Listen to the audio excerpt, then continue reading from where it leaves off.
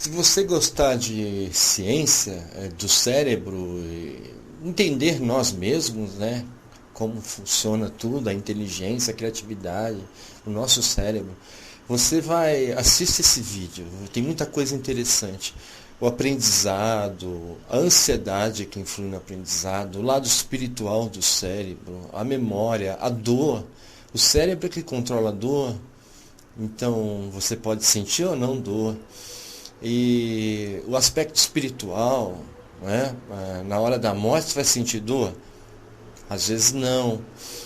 A energia sexual que influencia na criatividade, nas ideias, que muitas vezes é preciso ter mediunidade, que um espírito passa ideias para você, e aí se você tiver energias economizadas no sexo, você consegue se conectar, receber inspiração, ter criatividade, ter um cérebro funcionando melhor. Então você vai ver aí nesse vídeo muita coisa legal, tá bom?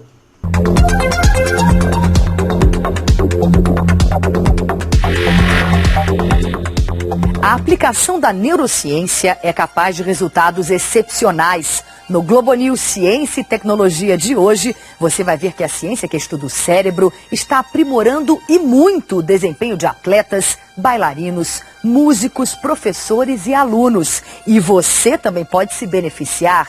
Nosso programa está só começando.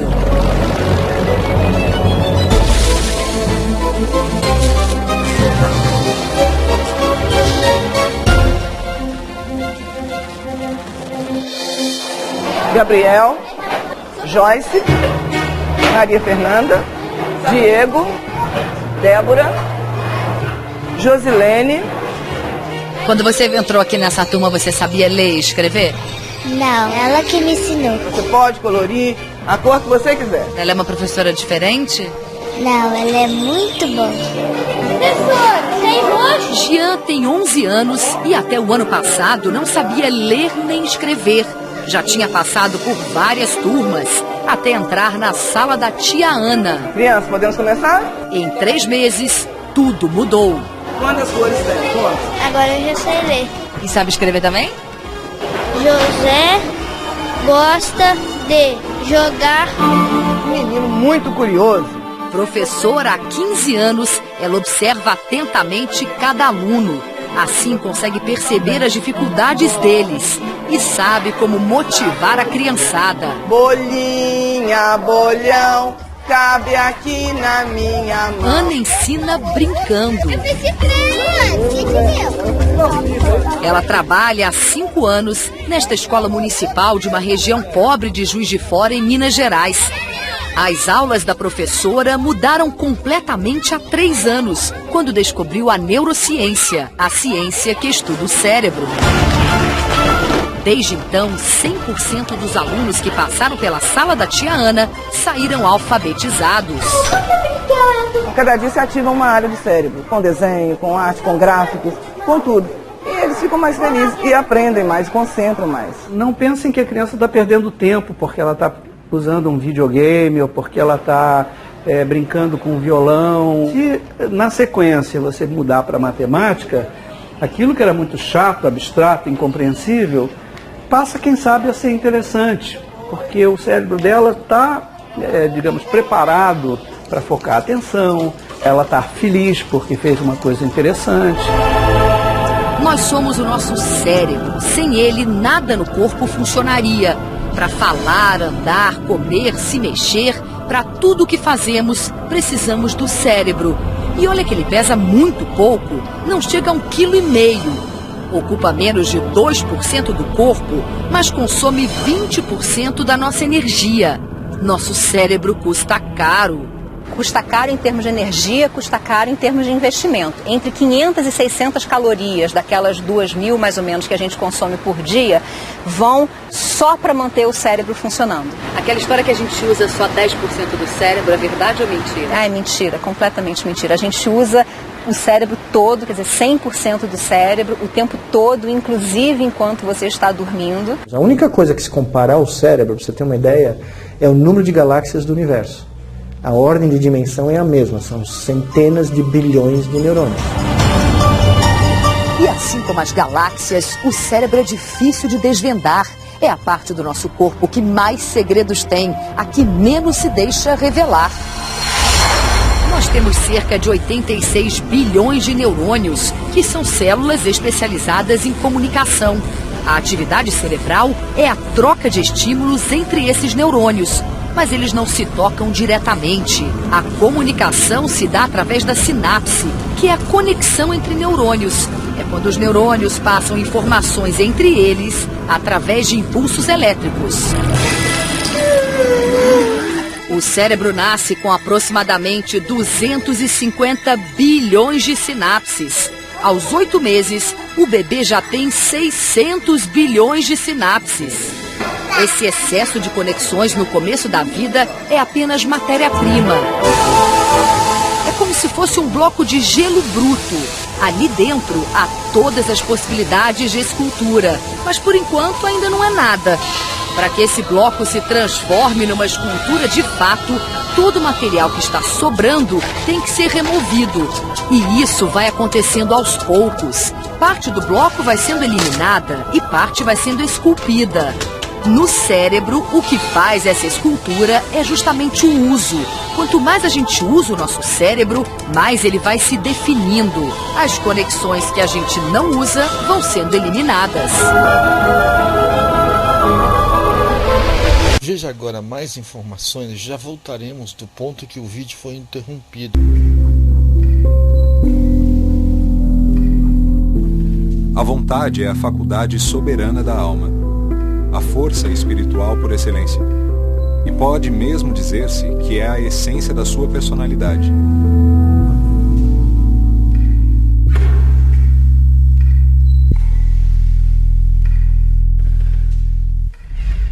Dentro do Espiritismo, a vontade é a força suprema que move o universo, né?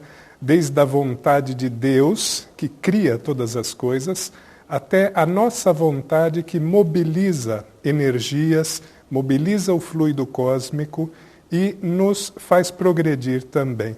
Em O Livro dos Espíritos, codificado por Allan Kardec, nós vamos encontrar na questão 24 um item muito interessante, que vai dizer que a inteligência é um atributo do espírito. E ali vai dizer também que nós precisamos estudar esta questão de uma forma mais ampla. Porque se nós não tivéssemos a inteligência para o espírito, então nós poderíamos dizer que o espírito não teria necessidade, ou não teria a sua existência. A inteligência é uma faculdade para o espírito aprender. Ele usa a inteligência para fazer as suas experiências e extrair conhecimentos intelectuais e conhecimentos morais. Então, a inteligência é faculdade para aprender. Espírito é o princípio inteligente do universo. Nós aprendemos isso com Kardec e os espíritos que o orientaram. Então, nós sabemos que o pensamento é uma faculdade do espírito, assim como a vontade, como tantas outras.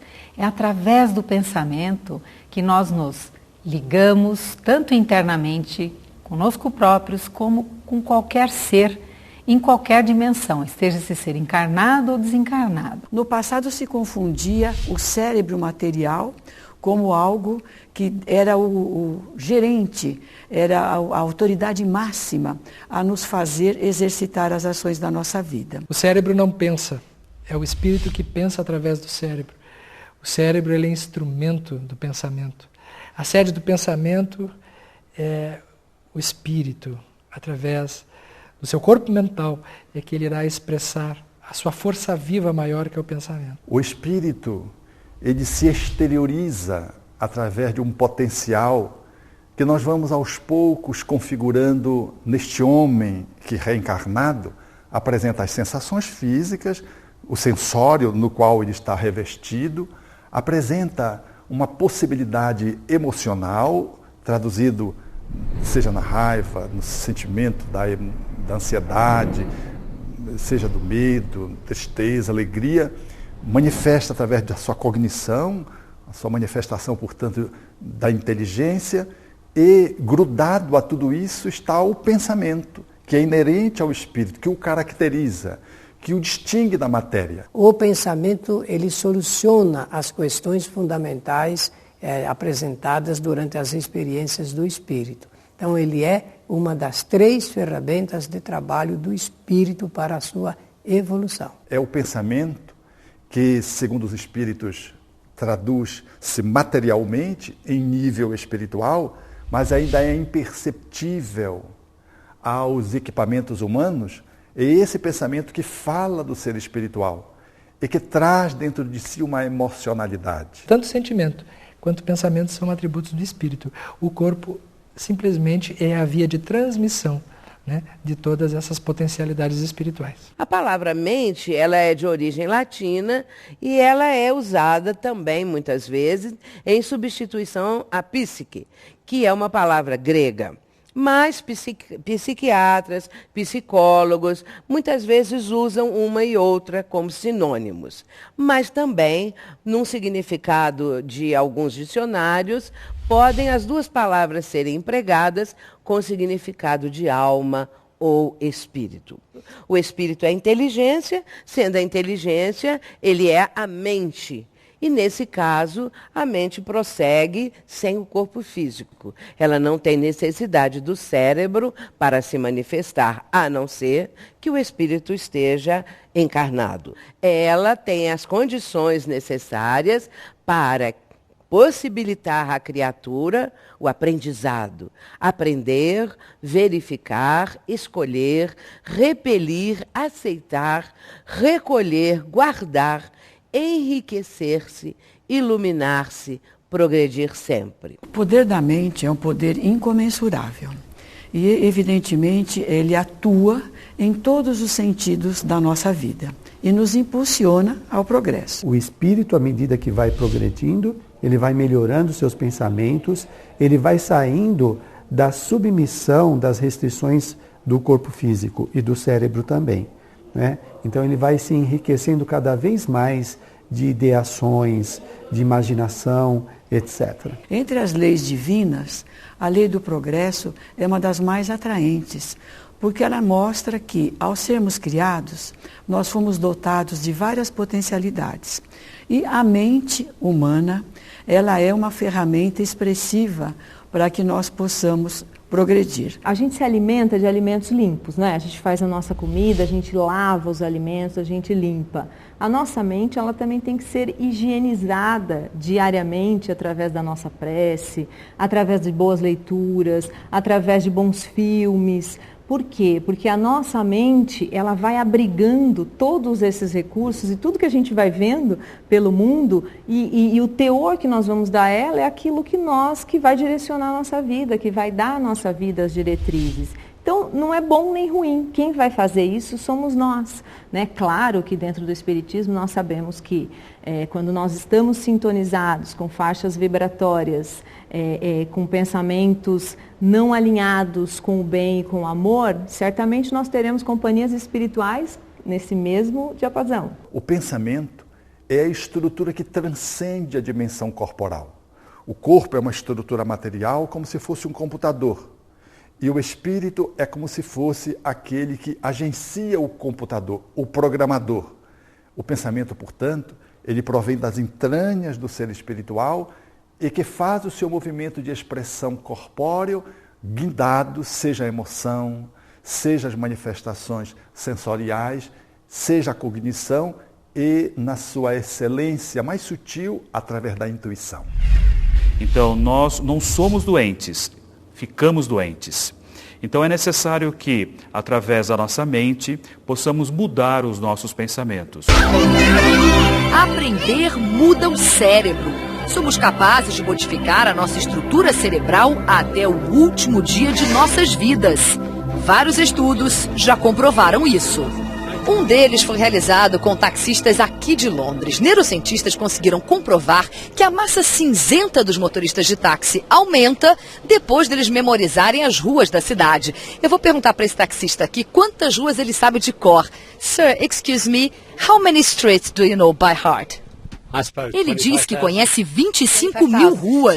Eu pergunto se ele ficou mais inteligente depois de conseguir a licença. Ele diz que provavelmente sim.